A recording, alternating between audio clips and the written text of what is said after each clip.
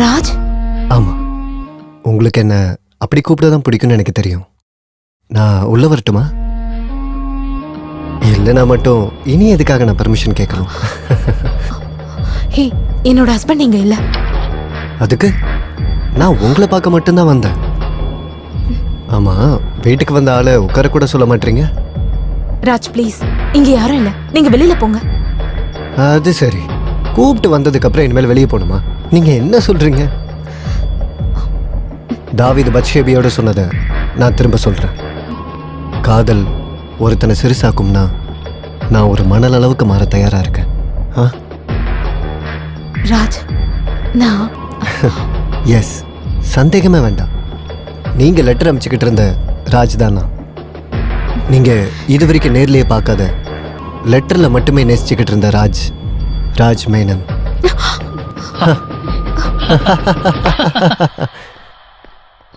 எல்லாம் நான் ஒத்துக்கிறேன். ஆனா எந்த தகவலும் இல்லாம நீங்க இங்க வந்திருக்க கூடாது. நீங்க வர சொல்லி நான் கூப்பிட்டேனா? இல்ல ப்ளீஸ், என் ஹஸ்பண்ட் இங்க வரதுக்கு முன்னாடி நீங்க இங்க இருந்து போயிடுங்க ப்ளீஸ். ஐயோ, மனோஜ் வந்துட்டாரு. போய் கதவை தர. Bhavana. Raj please please, please பயப்படாம போ, ஒன்னும் ஆகாது.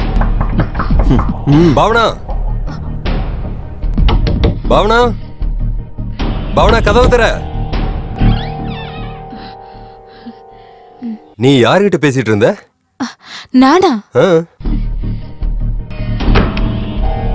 இல்ல, நீ யார்கிட்டயோ பேசுற மாதிரி வெளியில இருந்த எனக்கு கேட்டுச்சு.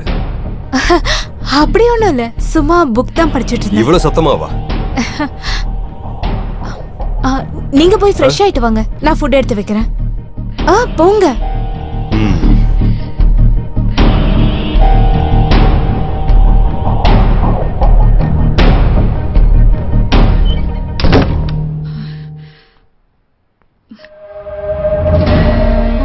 மாயா. ராஜ், ராஜ் தயவு செஞ்சு இங்க இருந்து போங்க. வேணா நான் உங்க காலை பிடிக்கிறேன் ப்ளீஸ். என் வாழ்க்கையை கெடுத்துறாதீங்க ராஜ். ஹே, நீ எதுக்காக பயப்படுற?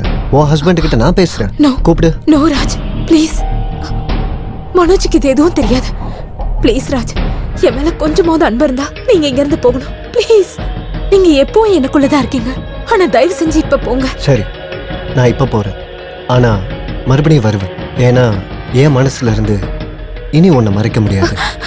நோ ராஜ், நோ ராஜ், வேண்டாம் ப்ளீஸ்.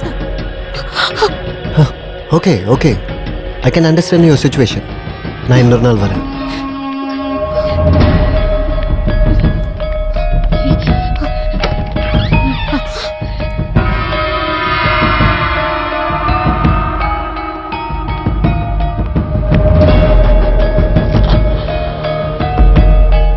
மட்டுமா?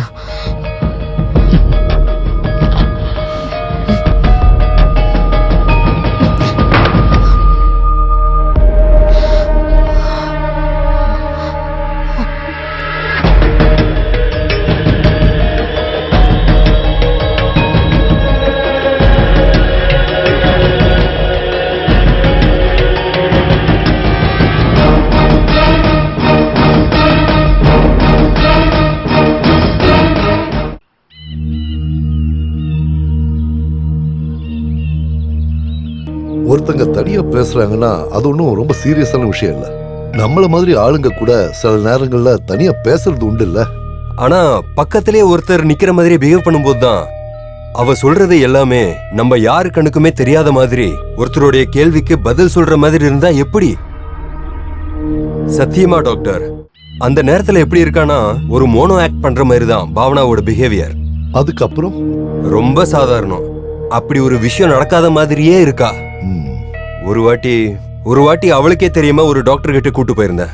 ஆனா டாக்டர் முன்னாடி அவளை தான் ட்ரீட் பண்ண போறோம்னு தெரிஞ்சதும் அவ ரொம்ப வயலண்டா கிளம்பி போயிட்டா. உங்களுக்குள்ள பிசிக்கல் ரிலேஷன்ஷிப் எப்படி? எவ்வளவு நாள் ஆயிருக்கும்? பொண்ணு இறந்து போனதுக்கு அப்புறம். அதுக்கப்புறம் உங்க மிஸ்ஸஸ் எப்பவுமே இப்படித்தானா? இல்ல டாக்டர், முதல்ல எல்லாம் அவ யார்கிட்டயும் பேசுறது இல்ல. அப்போ எல்லாம் எப்பவாவது அவ போன்ல பேசிக்கிட்டு இருந்தது அவளுடைய பெஸ்ட் ஃப்ரெண்டு கிட்ட மட்டும்தான். அப்ப மட்டும்தான் நான் அவளை கொஞ்சமாவது சந்தோஷமா பார்த்துட்டு இருந்தது. போக போக அந்த காலம் இல்லாம போச்சு. ஓகே, என்னன்னு பாப்போம்.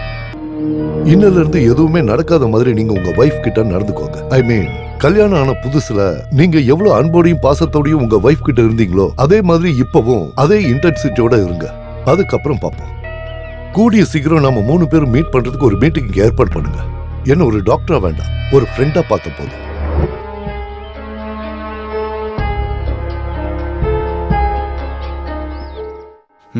இதுலயும் இருக்க. என்னங்க நீங்க இன்னைக்கு சவாரி போலையா?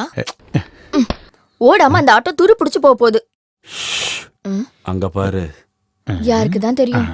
இங்க பாரு, கொஞ்ச நேரமா எதையோ தேடிட்டு இருக்கற. நீ என்ன பிஎஸ்சி டெஸ்ட் ஏதாவது எழுத போறியா? கொஞ்சம் பேசாம ரெடி மச்சான். இதுல 3 இடத்துல பால்கனின்னு சொல்லிருக்காங்க. அப்படியா? ஒரு லைன் என்னன்னு தெரியுமா? வீட்ல எதுவும் செய்யாம இருக்கும்போது பிளாட்டோட பால்கனிக்கு போய் சும்மா வானத்தை பார்த்துக்கிட்டே நிப்பேன். என்ன லைன் பத்தியா மச்சான்? அப்ப பிளாட்ல தான் அவங்க எங்கேயோ தங்கி இருக்காங்கல்ல? ஆமா, நீங்க யார பத்தி பேசிட்டு இருக்கீங்க? மச்சான் கல்யாணம் பண்ண போற பொண்ணை பத்தி தான் பேசுறாரு. என்ன சொன்னீங்க? மச்சான் சொன்னது உண்மைதான். ஒரு கொலை கேஸே இன்னும் முடியல, அதுக்குள்ள என்ன அடுத்தது? உனக்கு என்னதான் ஆச்சுன்னு தெரியலையே. ஏய், இது மச்சான தேடி வந்த கேஸ் தான். மச்சான மட்டும் காதலிக்கிற ஒரு பொண்ணு. அவ அட்ரஸ் இருக்கா இதுல? இல்ல. அப்ப ஏமாத்துறதா இருக்கும். அது பயத்தால எழுதாம விட்டுருக்கலாம். அவங்க அட்ரஸ் இவர் விசாரிச்சுட்டு போனா புருஷன் முன்னாடி மாட்டிப்பாருல. நீ போறியா? அடக்கடவுளே, அப்ப அவ செகண்ட் ஹேண்டா? அப்ப இவரும் அப்படிதானே? ராஜா, சொல்லிட்டேன், இது வேண்டாம். ஏய், தயவு செஞ்சு நீ யாருக்கிட்டையும் சொல்லாம இருந்தா போதும். ஏன் சந்தேகம்? இவனுக்கு பைத்தியம் பிடிச்சிருக்கான்னு தான். உங்களுக்கு தெரியுமா, ஒரு சில நேரங்கள்ல நான் பைத்தியமாவும் ஒரு சில சமயத்துல முட்டாளாவும் இருக்கேன். உண்மைதான், காதல் சில சமயத்துல நம்மள அப்படிதான் மாத்திருத.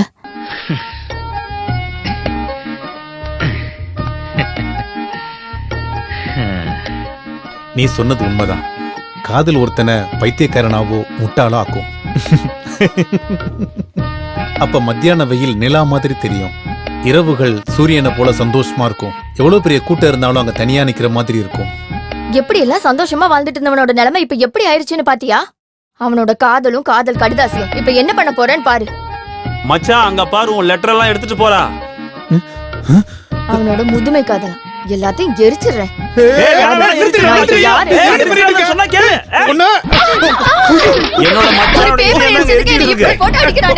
சரி விடு மச்சான், ஒழுங்கா ஏஞ்சி போடி சமையல் கட்டுக்கு போன்னு சொல்றல.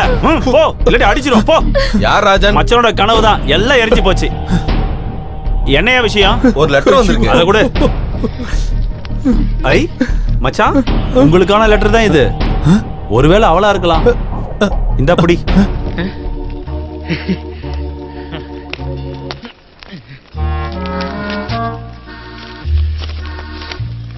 பிரியமான ராஜாவுக்கு இந்த மன்னிச்சிருங்க. இது நான் உங்களுக்கு எழுதுற கடைசி லெட்டர். நிறைய தடவை என் புருஷன் கிட்ட அடங்காத கோவம் எனக்கு வந்திருக்கு. ஆனா அப்பவும் அவர் என்னை விட்டுட்டு போயிடக்கூடாதுன்னு நான் மனசால ஆசைப்பட்டேன். நீங்க இனிமே என்னை பார்க்கவோ பேசவோ ஆசைப்படக்கூடாது. குட் பை, மாயா.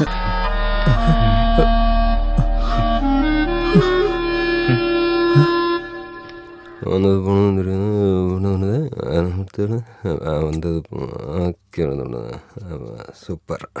நீங்களே சொல்லுங்க, இந்த மாதிரி ஒரு லெட்டர் எழுதணும்னா அதுக்கு ஒரு காரணம் இருக்கும்ல சார்? நீங்க ஒரு பெரிய அட்வொகேட் தானே, இதுக்கு ஒரு பதில் சொல்லுங்க. அதாவது நீங்க யோசிச்சவனு கஷ்டப்பட வேண்டாம், அதை நானே சொல்றேன். இதுக்கு பின்னாடி ஒரு ஆள் இருக்காரு. யாரு? வேற யாரு? அந்த பரதேசி, அவ புருஷன் அப்படின்னு லெட்டர்ல இருக்கா? எதுக்காக அப்படி எழுதணும்? இதெல்லாம் யோசிச்சு கண்டுபிடிக்கிற அளவுக்கு எனக்கு மூளை இருக்கு. யானை நீ, குதிரை நீ, தேனி என்கிட்ட முதல்ல சொன்ன பொண்ணு இப்ப நீ கல்லு நீ, தூசு நீ, துரும்புனின்னு சொல்றான்னா இதுக்கு பின்னாடி அவனை தவிர வேற யாருதான் இருப்பா? அவனை இல்லாம பண்ணா என்ன சார்? அந்த கேஸ நீங்க மட்டும் வாதாடினா போதும். நீங்க என்ன சார் சிரிச்சுக்கிட்டே இருக்கிறீங்க? நான் சீரியஸா சொல்றேன் சார். அந்த பொண்ணுக்கும் அவனுக்கும் எந்த மேட்சிங்கும் கிடையாது. அது உனக்கு எப்படி தெரியும்? அது அந்த ஆளை பத்தி என்கிட்ட குத்து மதிப்பா சொல்லிருக்காங்க.